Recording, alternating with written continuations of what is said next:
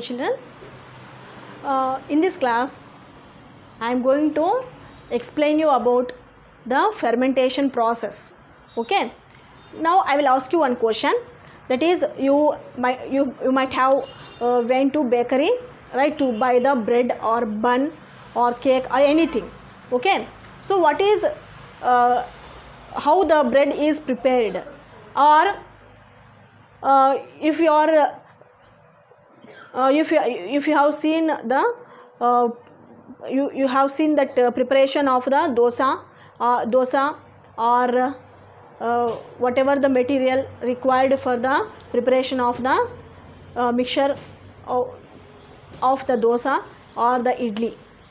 Okay, you know what is happening there. So when you grind it and place it for by closing the jar, if you place it, what will happen? Okay, there will be some peculiar smell, and the quantity which is present in the container will increases the next day morning. Okay, so what happens when a baker will prepare say dough by mixing the yeast in it? So what will happen? You know, in the bakeries they will take maida and mixes the yeast that I have explained you in the activity 1.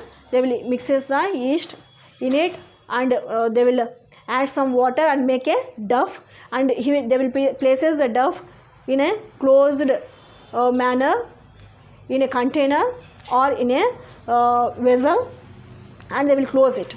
Okay, so what will happen then? So that is in the anaerobic condition, means without supplying the oxygen. Okay, without supplying the oxygen, what will happen? So the glucose, that is maida, is nothing but a carbohydrate. You take the atta,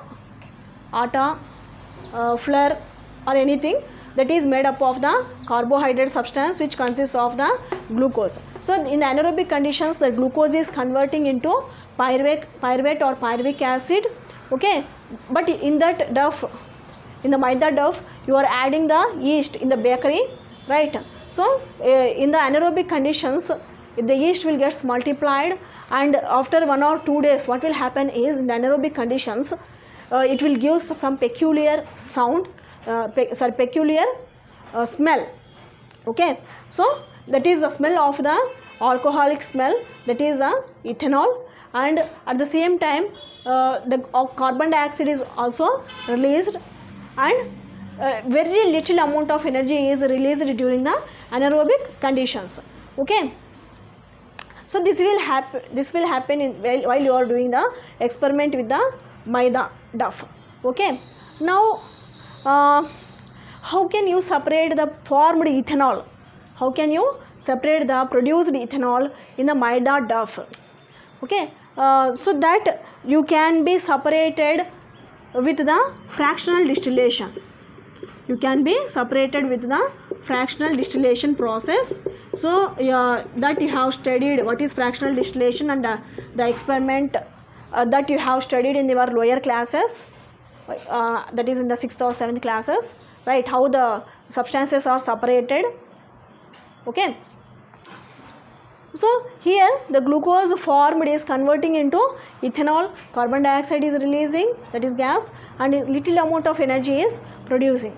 Okay, the whole process, what is happening here is the fermentation process. The whole process is a fermentation process. Okay, so that by that fermentation process only, that glucose is producing the ethanol and giving peculiar smell to the maida dough. Okay, so this we can separate by the fractional distillation. So what is going to happen in the fractional distillation is, you have to heat the material slowly up to 70 degrees centigrade.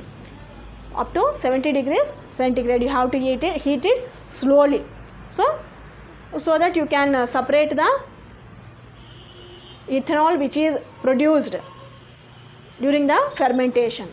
Okay, so this is one of the example, and another examples you can give so many examples to the fermentation process, that if you take the juice of the fruits, fruit juice, and if you close it for 1 or 2 days, for 24 hours or more than 24 hours, then it will also produce some peculiar smell. Okay. So here for the fermentation we are adding the yeast. Okay. So yeast is a unicellular organism. It will multiply in the anaerobic conditions and converts the glucose into ethanol. Okay. So